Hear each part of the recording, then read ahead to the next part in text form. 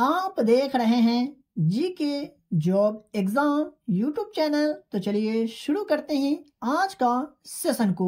तो मेरे प्यारे साथियों, आप वीडियो को पूरा जरूर देखिएगा, क्योंकि एक एक प्रश्न जो है काफी महत्वपूर्ण है आपके एग्जाम के दृष्टिकोण से, और यहाँ से प्रश्न आपको अपने एग्जाम में देखने को जरूर मिलेंगे। तो पहला प्रश्न है, भारत के संविधान की मसौदा समिति के अध्यक्ष कौन थे? जी हाँ, भारत के संविधान की मसौदा समिति के अध्यक्ष निम्नलिखित में से कौन थे? तो डॉक्टर भीमराव अंबेडकर भारत के संविधान की मसौदा समिति के अध्यक्ष थे। तो इसका सही जवाब होगा ऑप्शन नंबर ए।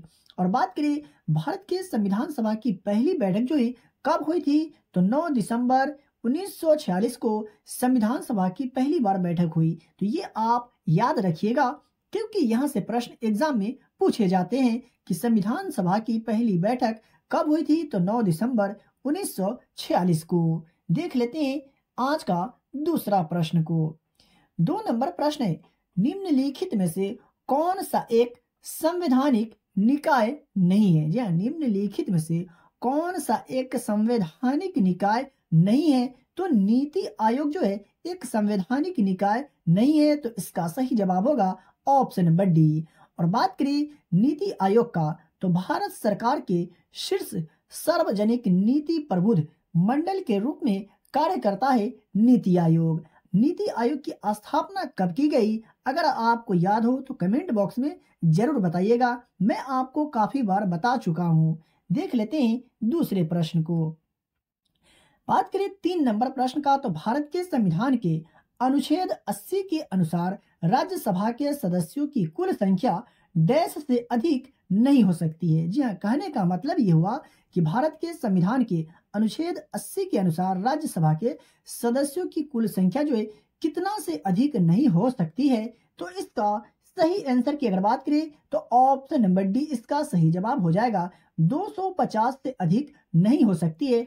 भारत के संविधान के अनुच्छेद 80 के अनुसार राज्यसभा के सदस्यों की कुल संख्या जो है 250 से अधिक नहीं हो सकती है। तो यहाँ से आपका 2 प्रश्न कवर हो रहे हैं। एक तो ये कि कौन से अनुच्छेद के अनुसार राज्यसभा के सदस्यों की कुल संख्या 250 से अधिक नहीं हो सकती है? तो अनुच्छेद 80 के अनुसार। और दूसरा प्रश्न ये आपको कवर हो रहा है कि भारत के संविधान के अनुच्छेद 80 के अनुसार राज्यसभा के सदस्यों की कुल संख्या जो है कितना से अधिक नहीं हो सकती है? तो 250 से अधिक नहीं हो सकती है। और बात करें राष्ट्रपति द्वारा कितने सदस्य मनोनीत किए जाते हैं? तो 12 सदस्य राष्ट्रपति द्वारा मनोनीत किए जाते हैं। देख लेते हैं दूसरे प्रश्न को। बात करें 4 नंबर प्रश्न का, तो भारतीय संविधान का भाग 8 डैश से संबंधित है। जी हाँ, भारतीय संविधान का भाग 8 जो है निम्नलिखित में से किन से संबंधित है? तो केंद्र शासित प्रदेश से संबंधित है भारतीय संविधान का भाग 8। तो इसका सही जवाब होगा ऑप्शन नंबर ए।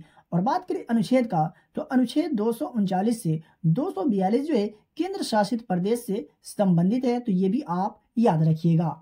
देख लेते हैं आज का 5 नंबर प्रश्न को। तो 124वां संविधान संशोधन विधेयक 2019 डैश से संबंधित है। जी हाँ, 124वां संविधान संशोधन विधेयक 2019 जो है निम्नलिखित में से किन से संबंधित है? तो इसका सही जवाब होगा ऑप्शन नंबर डी।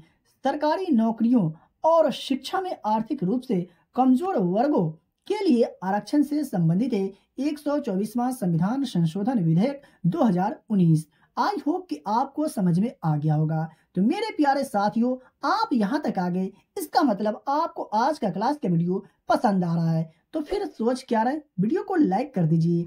अगर आप हमारे चैनल पर पहली बार आए या हमारा वीडियो आप तक पहली बार पहुंचा है, तो चैनल को सब्सक्राइब करके बेल आइकन को प्रेस कर लीजिए, क्योंकि यहाँ आपको काफी महत्वपूर्ण प्रश्न बताए जाते हैं, पढ़ाए जाते हैं, और यहाँ से प्रश्न आपको अपने एग्जाम में देखने को जरूर मिलेंगे। और डेली के क्लास के वीडियो का जो PDF होता है आपको फ्री में दिया जाता है। बात करें 6 नंबर प्रश्न का, तो भारत का कौन सा क्षेत्र प्राचीन गोंडवाना भूभाग से जुड़ा है? जी हाँ, भारत का कौन सा क्षेत्र है निम्नलिखित में से जो प्राचीन गोंडवाना भूभाग से जुड़ा है? तो दक्कन का पठार जो है प्राचीन गोंडवाना भूभाग से जुड़ा है। तो इसका सही जवाब होगा ऑप्शन नंबर डी। और बात करें 7 नंबर प्रश्न का, तो माउंट टेट किस देश में स्थित है? जी हाँ, माउंट टेट जो है निम्नलिखित में से कौन से देश में स्थित है? तो न्यू साउथ वेल्स में स्थित है माउंट टेट। तो इसका राइट आंसर होगा ऑप्शन नंबर बी। बात करिए आज का 8 नंबर प्रश्न का, तो प्रायद्वीपीय भारत की सबसे लंबी नदी कौन सी है? जी हाँ, प्रायद्वीपीय भारत की सबसे लंबी नदी निम्नलिखित में से कौन सी है? तो गोदावरी नदी जो है प्रायद्वीपीय भारत की सबसे लंबी नदी है। तो इसका सही जवाब होगा ऑप्शन नंबर सी, और इसे दक्षिण गंगा भी कहा जाता है। बात करिए 9 नंबर प्रश्न का, तो निम्न में से कौन सा रेगिस्तान सोने के भंडार में समृद्ध है? जी हाँ, निम्न में से कौन सा रेगिस्तान जो है सोने के भंडार में समृद्ध है? तो इसका सही जवाब होगा ऑप्शन नंबर डी, आटाकामा जो है सोने के भंडार के रूप में समृद्ध है। कौन? आटाकामा। बात करिए 10 नंबर प्रश्न का, तो भारत में सुनामी वार्निंग सेंटर जो है कहाँ अवस्थित है? जी हाँ, भारत में सुनामी वार्निंग सेंटर जो है निम्नलिखित में से कहाँ अवस्थित है? तो हैदराबाद में है भारत में सुनामी वार्निंग सेंटर। तो इसका सही जवाब होगा ऑप्शन नंबर सी। और बात करें इसकी स्थापना का, तो वर्ष 2007 में भारत में सुनामी वार्निंग सेंटर की स्थापना की गई थी हैदराबाद में। कब? तो वर्ष 2007 में। देख लेते हैं अगला प्रश्न को। बात करें 11 नंबर प्रश्न का, तो चंदावर का युद्ध डैश वंश के कन्नौज के शासक जयचंद और मोहम्मद गौरी के बीच लड़ा गया था। जी हाँ, कहने का मतलब ये हुआ कि चंदावर का जो युद्ध हुआ था कन्नौज के शासक जयचंद और मोहम्मद गौरी के बीच, ये कौन से वंश के थे? तो इसका सही जवाब होगा ऑप्शन नंबर ए, गहरवाल वंश के कन्नौज के शासक जयचंद और मोहम्मद गौरी के बीच लड़ा गया था। और किस वर्ष? तो 1194 में। ये भी आप याद रखिएगा, आपसे प्रश्न पूछा जा सकता है कि चंदावर का युद्ध कब हुआ था? तो 1194 में। और किसके बीच? तो जयचंद और मोहम्मद गौरी के बीच। आई होप कि आपको समझ में आ गया होगा। बात करिए 12 नंबर प्रश्न का, तो देश में चांदी का सबसे बड़ा उत्पादक राज्य है कौन सा है? जी हाँ, देश में भारत में चांदी का सबसे बड़ा उत्पादक राज्य निम्नलिखित में से कौन सा है? तो राजस्थान जो है चांदी का सबसे बड़ा उत्पादक राज्य है। तो इसका सही जवाब होगा ऑप्शन नंबर डी। देख लेते हैं आज का अगला प्रश्न को। तो 13 नंबर प्रश्न है, महावीर का प्रतीक जो है क्या है? जी हाँ, महावीर का प्रतीक क्या है? तो इसका सही जवाब होगा ऑप्शन नंबर सी, शेर जो है महावीर का प्रतीक है। और बात करें महावीर के पिता का नाम का, तो सिद्धार्थ महावीर के पिता का नाम था। तो ये आप याद रखिएगा, क्योंकि एग्जाम में प्रश्न पूछे जाते हैं कि महावीर के पिता का नाम क्या था? तो सिद्धार्थ। आई होप कि आपको ये भी समझ में आ गया होगा।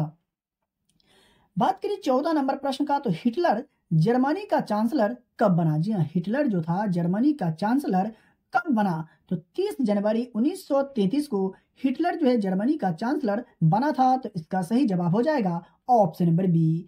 बात करें 15 नंबर प्रश्न का, तो डेक्कन एजुकेशनल सोसाइटी के गठन से कौन जुड़े थे? जी हाँ, डेक्कन एजुकेशनल सोसाइटी के गठन से निम्नलिखित में से कौन जुड़े थे? तो बीसी तिलक जो थे डेक्कन एजुकेशनल सोसाइटी के गठन से जुड़े थे। तो इसका सही जवाब होगा ऑप्शन नंबर सी।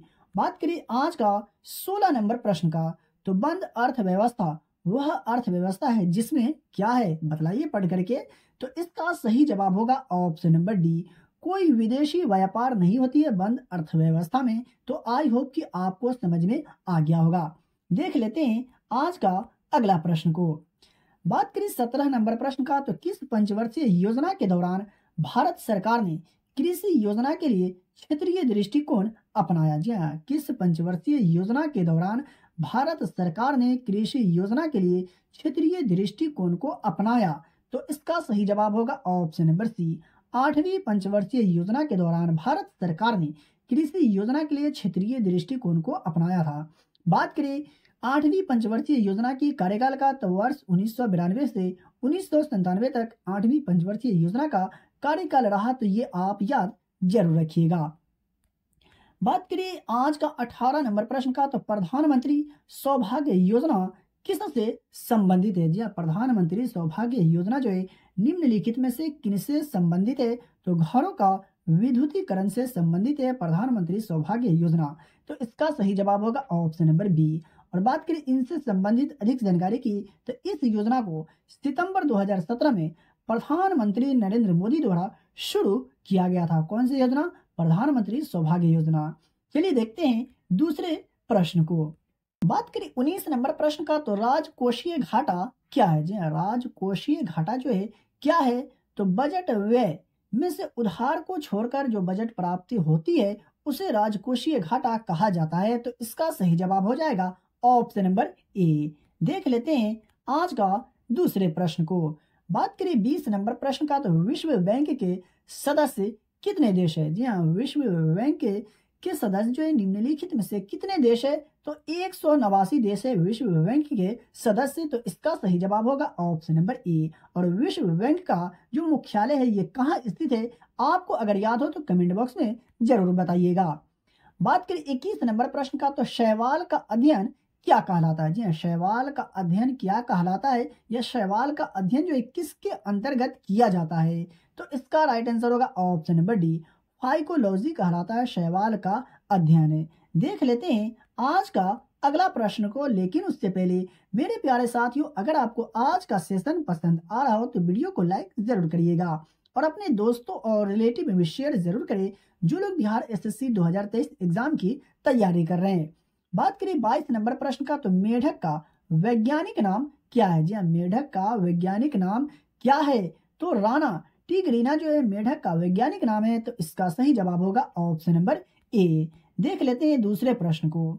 बात करें 23 नंबर प्रश्न का, तो यूकैरियोटिक और प्रोकैरियोटिक कोशिकाओं दोनों में कौन सा कोशिकांग पाया जाता है? जी हाँ, यूकैरियोटिक और प्रोकैरियोटिक कोशिकाओं में दोनों में कौन सा कोशिकांग जो है पाया जाता है? तो राइबोसोम जो है यूकैरियोटिक और प्रोकैरियोटिक कोशिकाओं दोनों में जो है राइबोसोम कोशिकांग जो है पाया जाता है। तो इसका सही जवाब हो जाएगा ऑप्शन नंबर ए।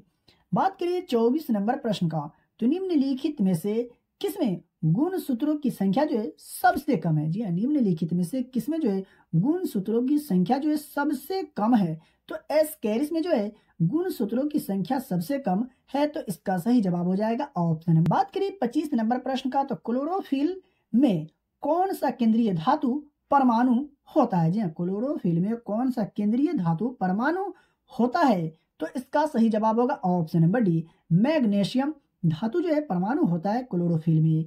मेरे प्यारे साथियों, अगर बात करें मैग्नीशियम की, तो इसका जो सिंबल होता है Mg इसका सिंबल होता है। और बात करें इसकी परमाणु संख्या का, तो 12 जो है इसकी परमाणु संख्या होता है मैग्नीशियम का। आई होप कि आपको समझ में आ गया होगा। फिर भी मैं आपको बताते चलूं, अगर आपको किसी भी प्रश्न में डाउट हो, किसी भी प्रश्न के उत्तर में अगर आपको डाउट हो, तो आप हमसे कमेंट बॉक्स में कमेंट करके पूछ सकते हैं। मैं सभी लोगों के कमेंट को रीड करता हूं। अगर कोई सवाल होता है तो मैं जवाब भी देता हूं। बात करें 26 नंबर प्रश्न का, तो रॉकेट में ईंधन के रूप में कौन सी गैस का उपयोग किया जाता है? जी हाँ, रॉकेट में ईंधन के रूप में निम्नलिखित में से कौन सी गैस का उपयोग किया जाता है? तो हाइड्रोजन गैस का उपयोग किया जाता है ईंधन के रूप में रॉकेट में। तो इसका सही जवाब होगा ऑप्शन नंबर बी। और बात करिए हाइड्रोजन के सिंबल का, तो एच जो है इसका सिंबल होता है, जो मैं आशा करता हूं कि आपको पहले से जरूर याद होगा। और बात करें इसकी परमाणु संख्या का, तो एक जो है इसकी परमाणु संख्या होती है, ये भी आप याद रखिएगा। बात करें आज का 27 नंबर प्रश्न का, तो एक फ्लोरोसेंट ट्यूब के अंदर कौन सी गैस होती है? जी हाँ, एक फ्लोरोसेंट ट्यूब के अंदर कौन सी गैस होती है? तो हीलियम गैस होती है एक फ्लोरोसेंट ट्यूब के अंदर। तो इसका सही जवाब होगा ऑप्शन नंबर डी। देख लेते हैं आज का 28 नंबर प्रश्न को, तो द्रव के घनत्व को निर्धारित करने के लिए किस उपकरण का उपयोग किया जाता है? जी हाँ, द्रव के घनत्व को निर्धारित करने के लिए निम्नलिखित में से कौन से उपकरण का उपयोग किया जाता है? तो हाइड्रोमीटर का उपयोग किया जाता है द्रव के घनत्व को निर्धारित करने के लिए। तो इसका सही जवाब होगा ऑप्शन नंबर बी। देख लेते हैं आज का 29 नंबर प्रश्न को, तो आंशिक दबाव का डाल्टन नियम किस पर लागू नहीं होता है? जी हाँ, आंशिक दबाव का डाल्टन नियम जो है निम्नलिखित में से किस पर लागू नहीं होता है? तो NH3 और HCl पर लागू नहीं होता आंशिक दबाव डाल्टन का नियम। तो इसका सही जवाब होगा ऑप्शन नंबर ए। और बात करें अधिक जानकारी की, तो डाल्टन का नियम केवल प्रतिक्रियाशील गैसों के मिश्रण पर लागू होता है। आई होप कि आपको समझ में आ गया होगा। बात करें 30 नंबर प्रश्न का, तो दूरदृष्टि दोष को डैश के रूप में भी जाना जाता है। जी हाँ, दूरदृष्टि दोष को निम्नलिखित में से किस रूप में भी जाना जाता है? तो इसका सही जवाब होगा ऑप्शन नंबर सी, हाइपर मेट्रोपिया के रूप में भी जाना जाता है दूरदृष्टि दोष को। और बात करें इनसे संबंधित अधिक जानकारी की, तो दूर की वस्तुओं को स्पष्ट रूप से देख सकता है, लेकिन पास की वस्तुएं धुंधली दिखाई देती है, जिसे दूरदृष्टि दोष हो रहता है वो व्यक्ति को। मैं आशा करता हूं कि ये भी आपको समझ में आ गया होगा। बात करें 31 नंबर प्रश्न का, तो सिरके का बनना कौन सा परिवर्तन है? जी हाँ, सिरके का बनना कौन सा परिवर्तन है, यानी रासायनिक परिवर्तन है या भौतिक परिवर्तन है? तो इसका सही जवाब होगा ऑप्शन नंबर ए, रासायनिक परिवर्तन है सिरके का बनना। देख लेते हैं आज का 32 नंबर प्रश्न को, तो जॉन डाल्टन ने किस वर्ष में डाल्टन के परमाणु सिद्धांत का प्रस्ताव रखा था? जी हाँ, जॉन डाल्टन ने किस वर्ष में डाल्टन के परमाणु सिद्धांत का प्रस्ताव रखा था? तो वर्ष 1808 में जॉन डाल्टन ने डाल्टन के परमाणु सिद्धांत का प्रस्ताव रखा था। तो इसका सही जवाब होगा ऑप्शन नंबर बी। बात करें आज का 33 नंबर प्रश्न का, तो इनमें से किस तत्व का गलनांक जो है सबसे कम होता है? जी हाँ, निम्न में से किस तत्व का गलनांक सबसे कम होता है? तो ऑक्सीजन का जो गलनांक होता है सबसे कम होता है। तो इसका राइट आंसर हो जाएगा ऑप्शन नंबर ए। और बात करें आज का 34 नंबर प्रश्न का, तो निम्नलिखित में से कौन सी धातु उभयधर्मी ऑक्साइड जो है बना सकती है? जी हाँ, निम्नलिखित में से कौन सी धातु है जो उभयधर्मी ऑक्साइड बना सकती है? तो एल यानी एल्यूमिनियम जो है ऐसी धातु है जो उभयधर्मी ऑक्साइड को बना सकती है। तो इसका राइट आंसर हो जाएगा ऑप्शन नंबर ए। और बात करें आज का 35 नंबर प्रश्न का, तो फेरिक ऑक्साइड का सूत्र जो है क्या है? जी हाँ, फेरिक ऑक्साइड का सूत्र क्या होता है? तो Fe2O3 फेरिक ऑक्साइड का रासायनिक सूत्र होता है। तो इसका सही जवाब होगा ऑप्शन नंबर ए। तो यहाँ से प्रश्न आपसे इस तरह से भी पूछा जा सकता है कि Fe2O3 किसका रासायनिक सूत्र होता है? तो फेरिक ऑक्साइड का। आई होप कि आपको समझ में आ गया होगा। तो मेरे प्यारे साथियों, आपको अगर आज का क्लास का वीडियो पसंद आया हो तो वीडियो को लाइक करें, चैनल पर पहली बार आए तो चैनल को सब्सक्राइब करके बेल आइकन को प्रेस करें और इस वीडियो को ज़्यादा से ज़्यादा अपने दोस्तों और रिलेटिव में भी शेयर जरूर करें। इसका पीडीएफ लेने के लिए वीडियो के डिस्क्रिप्शन में दिए गए टेलीग्राम चैनल लिंक को ज्वाइन करें और डेली की क्लास की वीडियो का फ्री में पीडीएफ प्राप्त करें। तो चलिए मिलते हैं फिर से एक नए वीडियो में।